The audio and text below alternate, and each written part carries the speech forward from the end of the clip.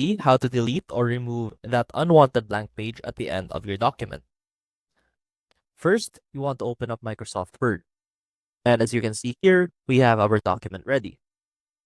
Now, for example, you have an unwanted page at the end of your document, such as this one, which you want to delete.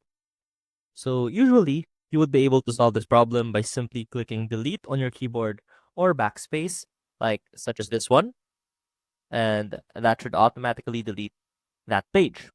However, for some formatting to which you're not familiar with, if they have a section break in that particular page, for example, such as this one, you will not be able to delete that page no matter how much you try to click on backspace or delete.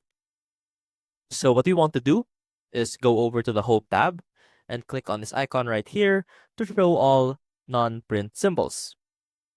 And as you can see, we have our section break right here as indicated by this line. So to delete this section break, let's go over to this part, just for it and click on delete.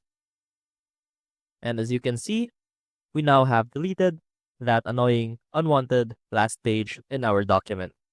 I hope this helped, and I will see you soon.